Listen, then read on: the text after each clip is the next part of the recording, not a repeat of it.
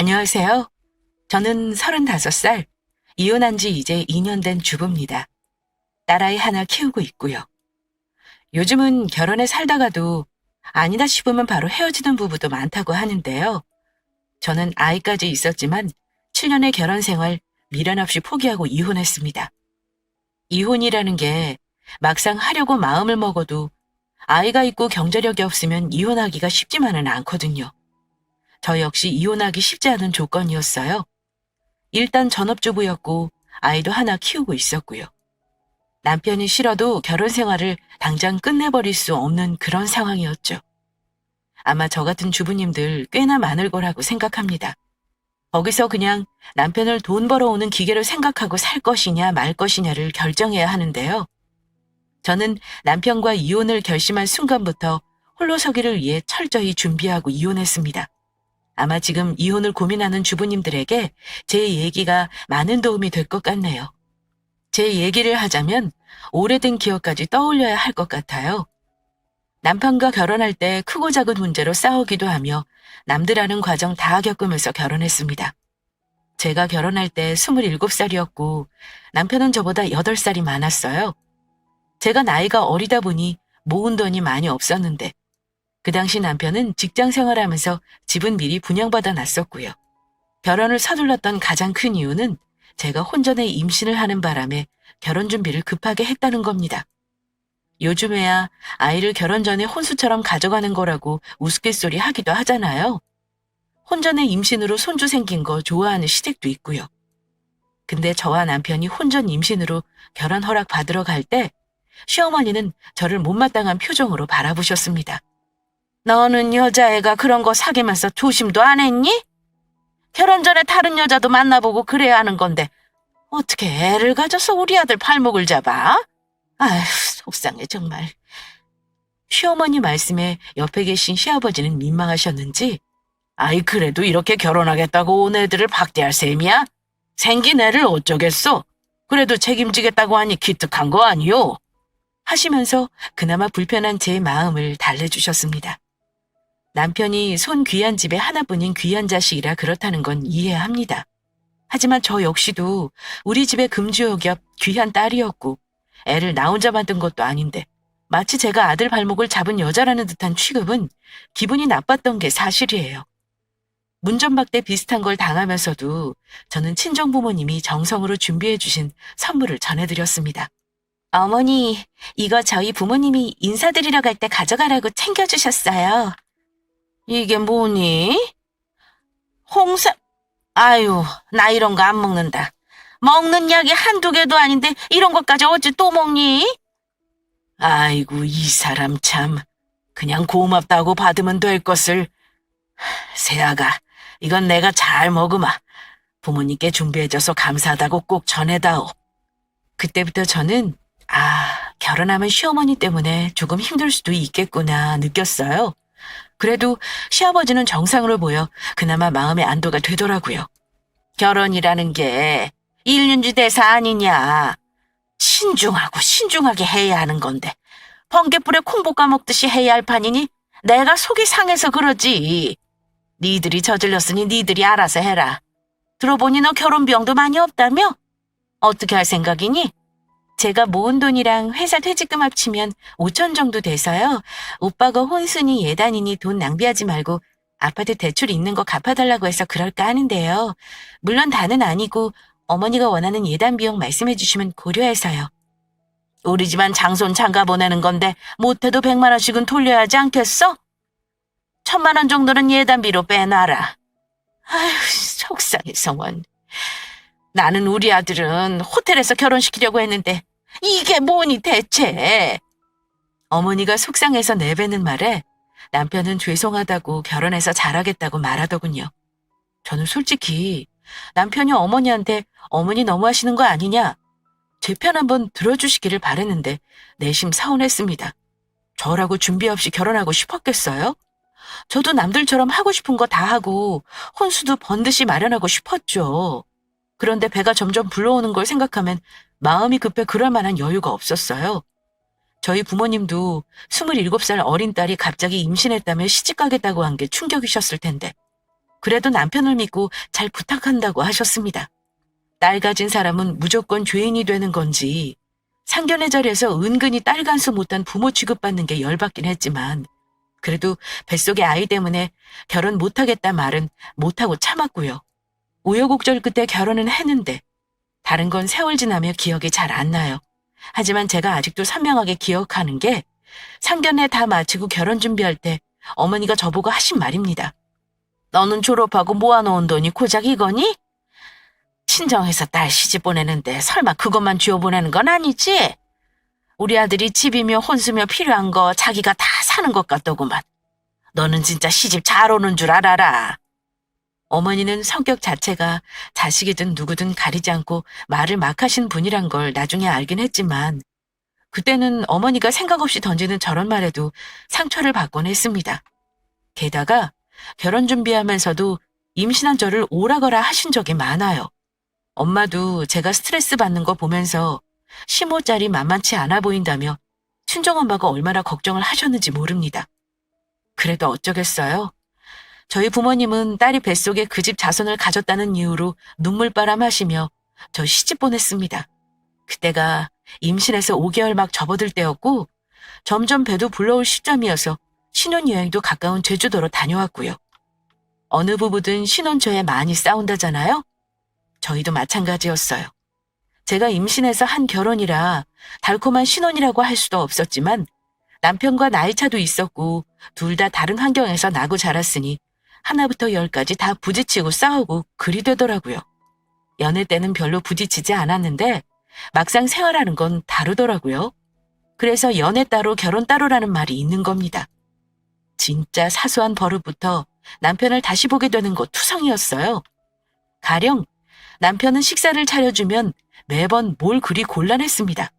못 먹는 것도 더럽게 많았고요.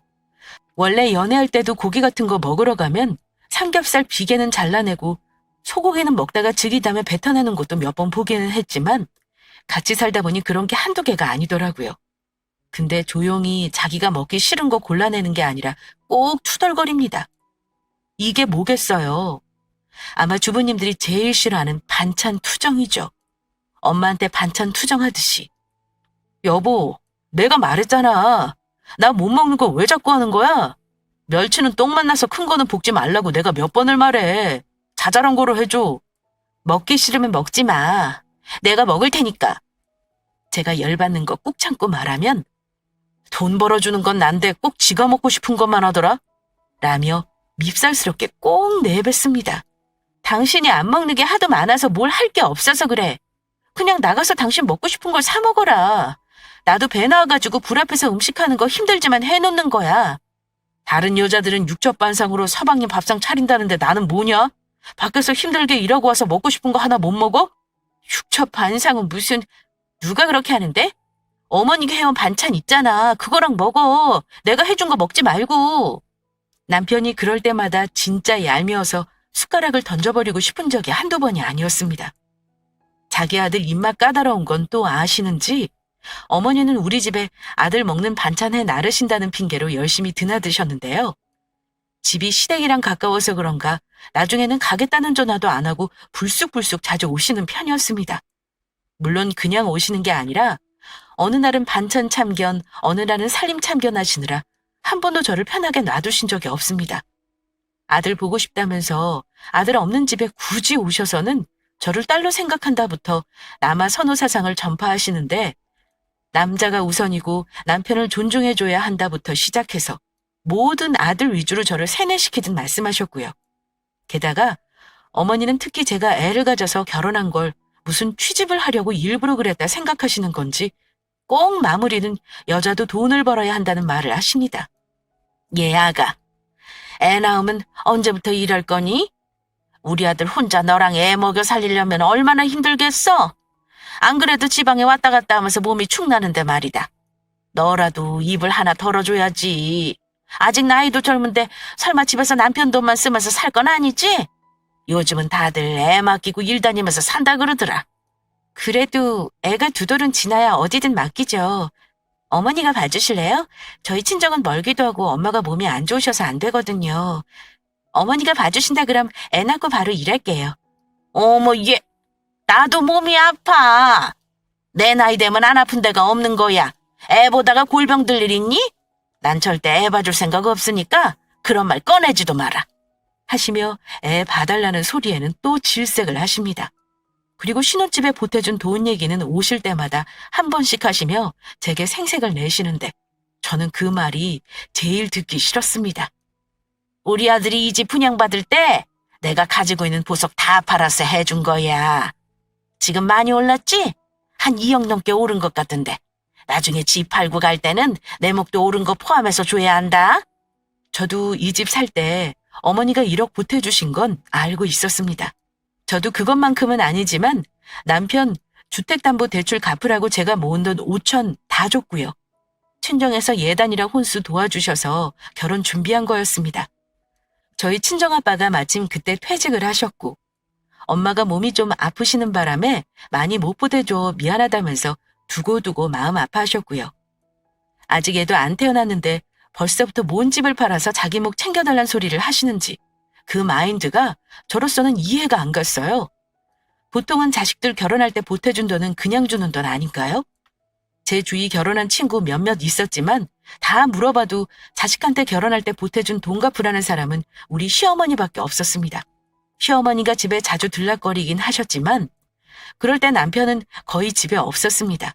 평일에도 많이 바빠 늘 퇴근이 늦었고 건설회사를 다녔는데 늘 지방 출장이 많았습니다. 점점 배가 불러오는데 시어머니 때문에도 스트레스 받고 남편은 늘 늦으니 저도 마음이 많이 힘들었습니다. 그런데 아이를 낳고 나서 100일도 안 되었을 때 남편이 아예 경남지사인 부산으로 발령이 나면서 우리 부부는 신혼 초에 주말 부부 생활을 해야 했습니다. 아이 낳고 나서는 정말 쉴 틈 없이 살아온 것 같아요. 솔직히 그때는 아이 낳고 몸 아프단 소리가 이해가 안 갔어요. 아프지도 않고 산후조리만 하면서 너무 편했거든요. 잘 먹어서인지 몸 상태는 멀쩡했었어요. 근데 산후조리하고 2주 뒤에 집에 오고 첫날에 혼자 애 보자마자 손목이 아프기 시작하더니 다리도 아프고 온몸이 다 아프고 100일까진 계속 아팠던 것 같아요. 몸이 아픈데 육아는 해야 하잖아요? 신랑은 밖에서 일하는 돈 버는 사람이고 저는 시어머니 말 맞다나 집에서 노는 여자니 거의 제가 육아를 했습니다. 갓난쟁이를 남편 도움 없이 혼자 키우는 게 얼마나 힘든 건지 아시나요? 첫 아이였고 친정엄마가 아프셔서 도와주실 수도 없는데 남편과는 주말 부부를 하려니 스트레스를 받아서 저도 점점 날카로워졌습니다. 주말에 남편이 오면 쌓였던 불만이 폭발하며 부부싸움이 되었고요. 되돌아보건대 아마 그때 출산 후 우울증이 왔었던 것 같아요. 하지만 그때는 제 스스로 우울증이라고 전혀 생각을 못했습니다. 그저 육아를 도와주지 않는 남편이 미웠고 시시때때로 집에 들이닥쳐 잔소리 해대고 육아 간섭까지 하는 시어머니 때문에 스트레스를 받는 거라 단순하게 생각했습니다. 저는 애만 보는 게 아니라 애 보면서도 집안일까지 해야 하니 몸이 더 힘들었죠. 남편이 집에 있으면 제가 청소기 돌려달라거나 분리수거 부탁을 합니다. 그럼 하면서도 곱게 하는 법이 없이 꼭 일하고 온 사람 시킨다며 투덜거립니다. 제가 참다 너무 힘들어서 한 번은 그랬습니다. 당신은 집에 오면 쉬는 시간 다 즐기면서 나는 왜 쉬는 시간 안 줘? 나도 너무 힘들고 잠깐이라도 콧바람 쐬고 싶어. 콧바람 쐬고 싶으면 당신이 나가서 쓰레기 버리면 되겠네. 무슨 그런 말을 해? 나는 단 1시간만이라도 애 안 보고 혼자 커피라도 마시는 시간이 필요한데 당신 한 번이라도 애 봐준 적 있어? 야, 애가 너만 찾고 오는데 그러면 어떡하냐? 엄마 손이 제일 필요한 시기잖아. 돌까지는 좀 참아봐라. 집에 그렇게 띄엄띄엄 들어오니까 애기도 다 아는 거지. 언제까지 이렇게 살아야 해? 그럼 사표라도 낼까? 어쩔 건데 네가 돈 벌어서 생활비 될 거냐고. 그냥 저는 이거저거 할 것 없이 짧은 시간이라도 혼자 쉬고 싶은 마음이 큰데 그걸 한번 봐준 적이 없었습니다. 남편도 바깥일로 바쁘다 하는 거 물론 알지만 그래도 주말 부부니 평일은 가정에서 해방되어 혼자만의 시간을 갖는 거잖아요. 저는 그게 너무 서운했던 겁니다. 싸울 때마다 중요한 건 자기 잘못으로 싸워도 기승전 돈 유세 부립니다. 남편은 돈 벌어오는 사람이 갑이라면서 꼭 제가 돈 벌어올 거 아니면 가만히 있으라는 말로 제 입을 다물게 했고요. 그럼 저는 자존심이 상해 더 화를 내게 되고 결국에는 아기 앞에서도 고성을 내지르면서 싸우기도 했습니다. 싸우다 분에 못 이기거나 엄청 화가 나면 꼭 하는 말이 이번 달 돈 보낸 거 도로 다 내놔. 네 생활비 10만 원 빼고 내 계좌로 다시 입금해놔라. 내가 이 꼴 보려 돈 버는 줄 아냐? 이제 돈 한 푼 안 줄 테니 그리 알아. 하며 돈 유세를 부리고 지가 하는 건 마치 대단한 일, 제가 하는 건 하찮은 육아인 것처럼 그렇게 대하는데 그게 시간이 지나면서도 저도 지쳐가더라고요. 그러다가 한 번은 주말에 집에 온 남편이 별일 안 하며 쉬고 있길래 제가 마트에 좀 다녀오겠으니 2시간만 아이를 좀 봐달라 했다가 사달이 난 적이 있었어요. 아이가 감기 기운이 있어서 데리고 나가기 뭐해 혼자 다녀오려고 한 거였는데 남편은 이제까지 혼자 알아서 다 했는데 왜 나한테 부탁하는 거야? 육아는 네 담당 아니야? 나도 오늘 하루 쉬고 내일 내려가야 하는 거 몰라? 이러는데 순간 저도 욱해서 누가 들면 무슨 월 1,000만 원이라도 주는 줄 알겠다. 뭐 떼돈 버냐? 무슨 대단한 일 한다고 네 새끼 2시간만 봐달라는데 네 담당 내 담당을 따져? 내가 놀러 가면서 애 봐달라는 것도 아니잖아. 하고 기분 나쁘게 말했다가 난리가 났었습니다. 또 기승전 돈 내놓으란 말을 하면서 심지어 이러더군요. 마지막으로 통보하는데 집안일 아기 문제는 네 일이고 나는 돈 버는 것만 할 거야. 나한테 다른 거 부탁하지 마. 나는 돈 벌 거니까 제발 내 앞길 막지 말라고. 이게 다 너네를 위해 하는 거고 우리 잘 살자고 하는 거 몰라? 이런 말도 안 되는 자기 합리화를 하며 궤변을 늘어놓는데 그때부터 이 인간은 도저히 안 되겠구나 싶었습니다. 심지어 더 서운했던 건 남편은 아기한테 그다지 관심이 없는 사람이었습니다. 본인은 일하고 와서 피곤해서 그런다지만 지 속으로 낳은 지 새끼인데 아기가 아빠하고 다가가도 따뜻한 반응도 그다지 없고요. 하는 말이라고는 저리 가서 놀아. 하지마, 아빠 아파. 등등의 말들이었죠. 그런 말 듣고 있으면 뒤돌아 설거지하면서도 남편이 얄미워 짜증이 치솟곤 했습니다. 그래서 못 참고 한마디 하면 또 싸움이 되고요. 정말 도돌이표처럼 싸움이 반복되었죠. 이 사람이랑 같이 살면 애 커가면서 못 볼 꼴만 보이겠다 싶어 이혼이란 걸 고민하기 시작했던 것 같습니다. 그러면서 마음을 고쳐먹었어요. 아기는 내가 사랑 많이 해주자. 남편한테 모든 부탁이나 바람도 가지지 말자. 이렇게 결심했습니다.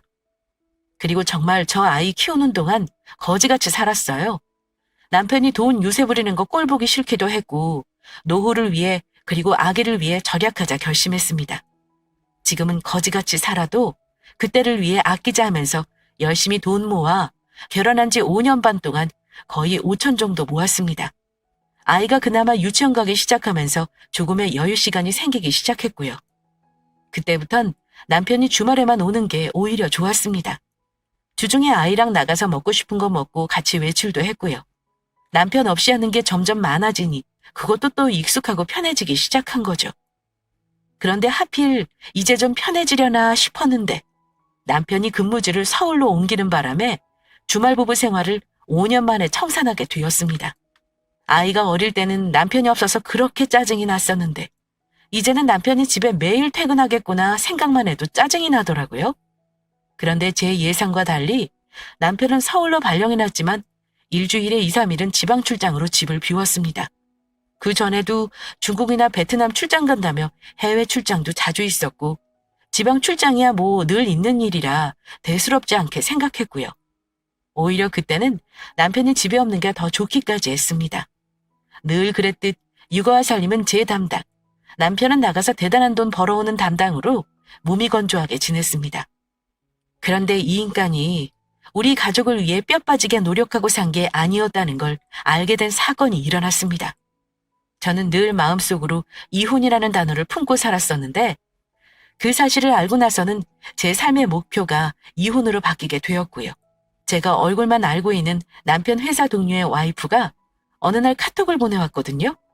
근데 내용이 심상치가 않았습니다. 그분과는 따로 연락하고 지내는 사이도 아니었고 결혼식 때 본 게 전부였어요. 그런 사이인데 저한테 그런 문자를 보냈다는 건 많은 고심 끝에 보낸 거란 걸 짐작할 수 있었죠. 희연 씨, 남편이 부산지사 근무하면서 다른 여자랑 거의 살다시피 했던 거 알고 계세요? 저도 오지랖인 줄 알지만 같은 여자로서 그냥 넘어가면 안 될 것 같아 알려드려요. 사진도 보내드릴 테니 꼭 남편 뒷조사 해보세요. 혹시 그 여자에 대해 아는 거 있으시면 말해주실 수 있나요? 거의 5년 동안 그 여자 집에서 딴살림 차리고 살았대요. 그동안 전혀 눈치 못 채셨어요? 제가 그 여자 이름이랑 어디 사는지 알아요. 문자로 보내드릴게요. 제발 그냥 넘어가지 마세요. 잘 해결하시길 바랄게요. 남편이 부산에서 주말부부로 지내며 거의 부부 행세를 하다시피 한 여자가 있다는 내용의 문자였어요. 심지어 남편 동료들과 같이 만난 적도 있다고 하더군요. 친구들은 쉬쉬했지만 제 결혼식도 참석한 적이 있는데 자기는 그런 거 알면서 못 넘어가겠다며 사실을 알리고 싶었다네요. 그 순간 가슴이 철렁하는 기분이었습니다. 남편과 점점 사이가 안 좋아지는 걸 그냥 여느 때와 같으랴 생각하며 별다른 의심을 안 했던 제가 바보라면 바보였죠. 참 남자라는 동물은 그럴 수밖에 없는 동물인 건지.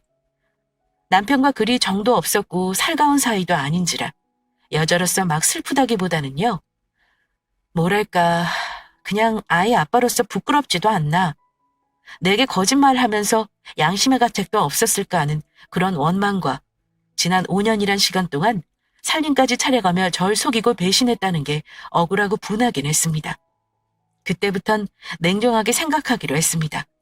지금 내가 이혼할 수 있을까? 아이는 겨우 6살이고 나는 경제적인 능력이 없는데 이 상태에서 이혼하면 죽도 밥도 안 될 것 같았습니다. 그래서 저는 철저하게 남편을 속이고 일단 남편이 바람 피운 증거를 수집하기로 했어요. 1년이 걸리든 2년이 걸리든 내게 유리한 정보를 확실히 모으고 내가 준비가 완벽히 되었을 때 보란듯이 이혼소장을 날려주리라 결심했습니다. 야금야금 외도 증거 수집하는 건 생각보다 어렵지 않았습니다.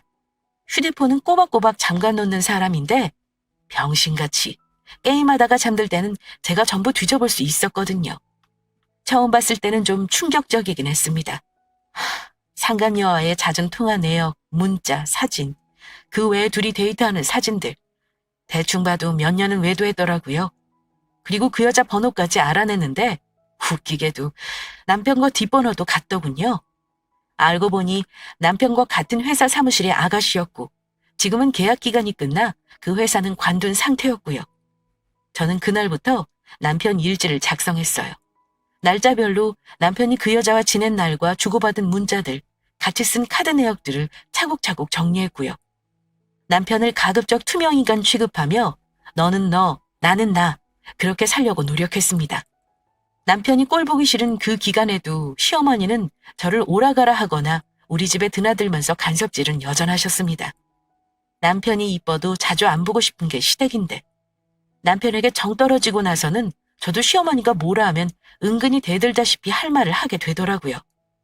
그전 같으면 내내 하고 말았겠지만 쥐 아들이 어디서 뭐하고 다니는지도 모르면서 아들 유세 떠는 게 너무 꼴보기 싫었고요. 한 번은 저한테 이러시더라고요. 예, 서연애미야. 너도 이제 나가서 돈 벌어야 하지 않니? 우리 앞집 며느리는 글쎄 미술관에서 무슨 큐레이터인지 뭔지 그거 한다더라. 애 키우면서도 한다는데 너는 애가 내년이면 학교 가는데도 집에서 돈만 쓰고 그러냔 말이야. 나이가 아직 창창한데 돈 벌 생각을 해야지. 우리 아들 혼자 니들 먹여 살리느라 뼈 빠지게 일만 하고 말이다. 어머니 걱정 마세요. 서연 아빠 나름 자기 재미 다 찾으면서 살고 있으니까. 억울한 건 저죠. 비리요? 걱정 마세요. 하지 말래도 나가서 할까 생각 중이거든요. 뭐 재미? 너 지금 나한테 대드는 거냐? 우리 아들이 무슨 재미를 찾는다고 그런 말을 하니? 술을 많이 먹기를 해. 나가서 바람 피우기를 해. 네 주변을 둘러봐라. 그런 남자 있는지. 저는 속으로 콧방귀를 뀌었습니다. 아, 네네. 여자 끼고 술 처먹고 딴살림 차려가며 재미 본 남자가 어머니 아들이네요. 하고 마음의 소리를 했지만요. 그때부터 저는 나중에 혹여 홀로 서기를 하게 되더라도 타격이 없도록 일을 하기로 마음먹었습니다. 월급 적게 시작하더라도 한 살이라도 젊을 때 일을 다시 시작하고 싶었어요. 그런데 직장 일 구하는 게 쉽지가 않았습니다. 아이 때문에 시간 제약이 있다 보니 고용주 입장에서도 저 같은 아이 엄마는 별로 좋아하지 않으셨고요. 게다가 제가 돈 벌겠다고 하니 남편은 비아냥거리기까지 했습니다. 사회생활을 당신이 뭘 알아? 사람들 주머니에서 돈 꺼내오는 게 뭐 쉬운 일인 줄 알아? 그냥 집에서 애나 키워. 그게 돈 버는 거니까. 그런 말까지 들으니 저도 오기가 생기더라고요. 무슨 일을 해야 할까 고민 끝에 저는 나이 제한 없는 공무원 시험에 도전했습니다. 없는 돈 쪼개서 집에서 인강도 듣고 아이 자면 새벽 2시까지 공부했어요. 아이 유치원 보내면서 저도 같이 도서관으로 출근했습니다. 그래도 제가 서울 중위권 대학 나왔는데 공부머리는 좀 있었거든요. 외우는 것도 자신 있었고요. 남편은 제가 공무원 시험에 합격하는 건 불가능하다고 생각했었나 봐요. 3년 안에는 합격하냐? 하며 놀리곤 했는데요. 저 남편이 무시하는 말 들어도 정말 복수만 생각하며 이 갈면서 공부했습니다. 남편이 거는 시비에 일일이 대꾸해봤자 손해보는 건 저니까요. 투명 인간이라 생각하고 버텼습니다. 최소 2년 걸리겠지 싶었지만 저는 공부 시작하고 나서 1년 4개월 만인 그 이듬해 5월에 지방직 공무원 시험에 당당히 합격했습니다. 합격 소식을 제일 먼저 친정 부모님한테 알렸는데 정말 좋아하셨어요. 아이 키우면서도 할 수 있는 평생 직장이고 늦었다고 생각했는데 저보다 늦은 나이에 들어오는 사람도 많더라고요. 아무튼 합격하고 나서 한 달 후에 면접 시험을 앞두고 조금은 가벼운 마음으로 면접 준비를 하고 있었을 때였습니다. 최종 합격하고 나면 이혼소장을 남편에게 들이미는 통쾌한 상상을 하느라 하루하루가 즐거웠었죠. 그런데 그날 하필이면 면접 스터디하고 아이를 학원 하원시키고 집에 오니 7시가 다 된 시간이었습니다. 남편은 제가 올 때까지 손 하나 까딱 안 하고 배만 문지르고 있었고요. 급하게 저녁 준비를 하려고 냉장고를 열었는데 먹을 게 마땅치가 않더라고요. 어쩔 수 없이 냉장고에 남아있는 재료를 덜어 카레라이스를 했습니다. 아이가 좋아하기도 하고 간편해서요. 한창 남편이 먹고 있는 그때 초인종도 안 누르고 현관 비번을 누르며 시어머니가 들어오더라고요. 원래 그런 식이셔서 그냥 그런가 보다 했습니다. 공무원 시험 최종 합격하면 이혼하고 저 꼴 안 봐도 된다 마음 다스리니 이젠 성질도 안 나더라고요. 서연아, 할미가 장조림 해왔다. 오셨어요, 어머니? 지금 밥 먹니? 어머, 예. 너 대체 집에서 뭐 하는 애야? 대체 반찬이 이게 뭐니, 응? 우리 아들한테 이따위 카레랑 김치 하나 주고 저녁 때우려고 한 거야? 카레가 어때서요? 오늘 장을 못 봐서 마땅한 게 없어서 한 거예요. 그러니까 너는 집에 있는 애가 장도 안 보고 뭐 한 거니? 우리 아들이 힘들게 돈 벌었는데 고작 이따위 밥 먹고 다녀야겠냔 말이야. 세상에, 반찬이 이게 뭐니 대체? 그만 좀 하세요. 밥 챙겨주는 거 고마워해도 모자랄 판에 얼마나 진수성찬을 차려주라는 거예요. 어머니도 아시잖아요. 서연 아빠 입 까다로워서 먹는 것도 많이 없는 거요. 그걸 일일이 제가 어찌 맞춰요? 싫으면 지가 알아서 사 먹고 말라고 하죠 뭐. 야, 너 인연 뭐라고? 지가 알아서 사 먹어? 너 대체 우리 아들을 얼마나 무시하길래 그런 말을 해? 너 이제까지 우리 아들 남편 대우 제대로 안 해주고 이런 거지 같은 밥상 차려줬냐? 어머니는 갑자기 욕설을 하시며 제 머리채까지 휘어잡으시대요. 그것도 아이가 있는 앞에서요. 남편도 놀랐는지 어머, 갑자기 왜 이래요? 있어 놓고 말하세요. 하며 어머니를 말렸지만 기가 막혔던 저는 그대로 식탁 위에 있는 남편이 먹던 밥그릇 바닥에 던져버리고 김치랑 반찬들도 다 바닥으로 엎어버렸습니다. 너 지금 이게 대체 무슨 짓이야? 뭐 이런 게 다 있어. 시어머니 앞에서 감히 밥상을 엎어? 네, 감히 며느리가 밥상 좀 엎었네요. 어머니야말로 제가 그렇게 웃음나요? 세상에 어떤 시어머니가 감히 며느리 머리채를 잡아요? 저도 화가 나서 어머니 손을 뿌리쳤습니다. 어머니는 옷에 묻은 카레를 털며 씩씩거리시더군요.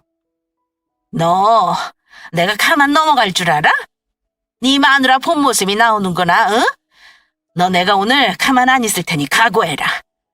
각오하라는 어머니 말을 들은 그 순간 제 인내심이 툭 하고 끊어졌습니다. 제가 뭘 각오해요? 각오는 어머니나 하세요. 부부 사이 일이라 둘이 해결하려고 했는데 안 되겠네요. 어머니 잘난 아들이 저한테 무슨 짓 한 줄 아세요? 돈 버느라 뼈 빠지게 고생한다는 사람이 나가서 딴 여자랑 살림 차릴 여유는 있었나 봐요?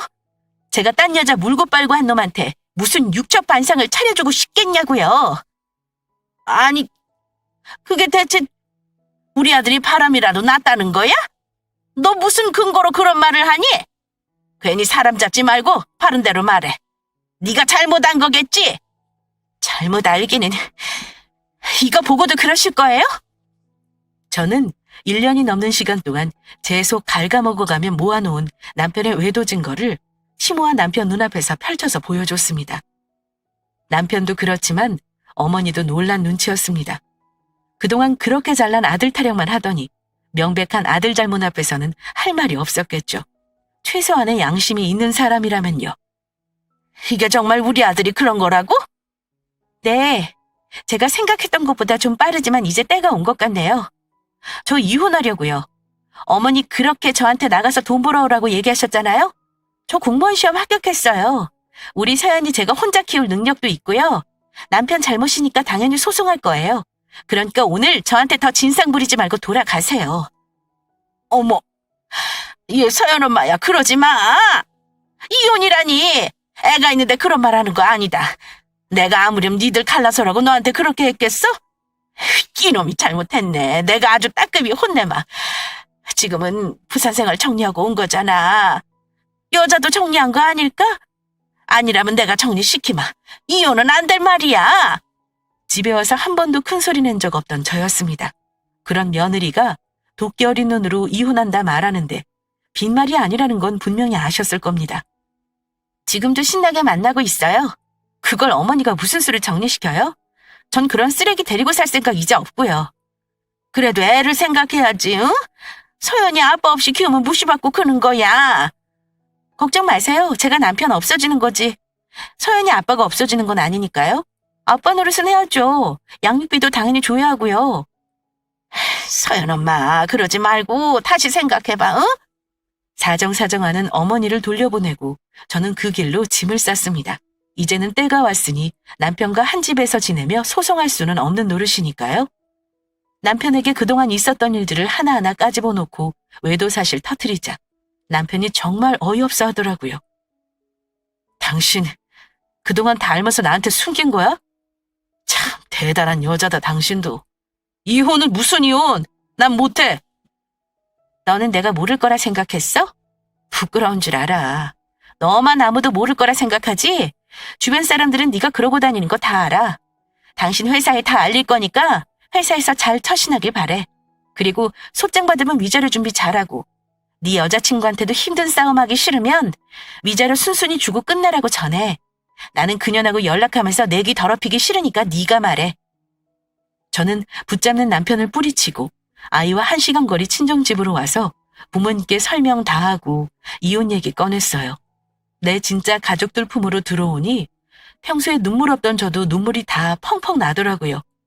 울고 나니 저는 마음이 좀 가벼워졌지만 대신 저희 부모님 마음이 무거워지셨을 것 같아서 부모님께 죄송한 마음은 들었어요.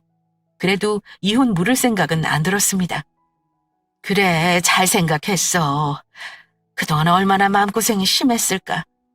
엄마한테는 말했어야지. 그럼 당장 그 집에서 나오게 했을 거다. 그래서 그동안 그렇게 독하게 공부한 거야? 이제 걱정하지 마라.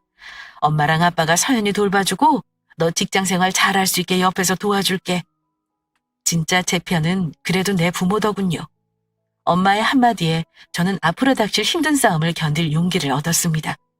그날 이후 저는 친정집에서 지내면서 면접을 준비했고요. 그동안 모아놓은 증거 가지고 변호사 상담받고 거금 들여서 이혼소송과 상간녀 소송 접수했습니다. 남편은 늘 제게 기세등등했는데 그 모습은 사라지고 태도가 갑자기 비굴하게 변하더군요. 소장 가고 나서 상간녀한테 시달렸는지 그 후에도 남편은 위자료를 깎아달라며 빌고 상간녀랑 정리했다며 빌고 아주 비굴함의 끝판왕을 보여줬습니다. 여보, 서연 엄마, 나 걔랑 정리했어. 진짜 잘못했다. 당신 능력도 없으면서 애는 어떻게 키울라 그래? 판사가 경제력 없는 사람한테 양육권 안 주는 거 몰라? 여보, 일단 이혼할 때 하더라도 회사에는 알리지 말아줘. 다른 건 내가 하라는 대로 할게. 양육권은 내가 가져갈 거야. 왜냐면 나도 능력 있어. 나도 공무원 시험 합격했거든. 당분간 친정에서 같이 살기로 했고, 그리고 위자료랑 양육비 받을 건데 뭐가 걱정이겠냐? 아주 속만 시원하다. 그런 거에 흔들릴 거면 애초부터 소송하지도 않았겠죠. 가차없이 내쳤고 남편놈 이혼 소송에서 보란듯이 승소했습니다. 기억에 남는 게 변호사가 외도 증거 무수히 봐왔지만 저처럼 치밀하게 책 한 권에 정리해온 사람은 처음 봤다고 혀를 내두르시더라고요.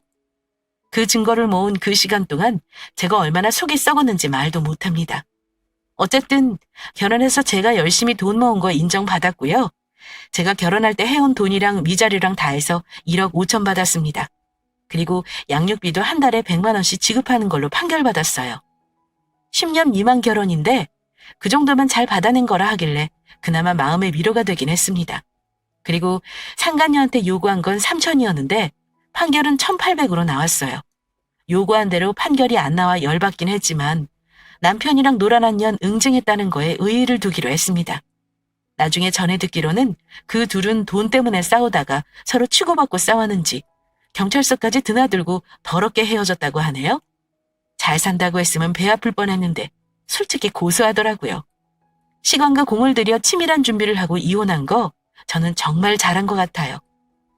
벌써 2년이 넘었네요. 우리 딸은 초등학생이 되어 잘 크고 있어요. 저는 당연히 공무원 면접도 최종 합격했고요.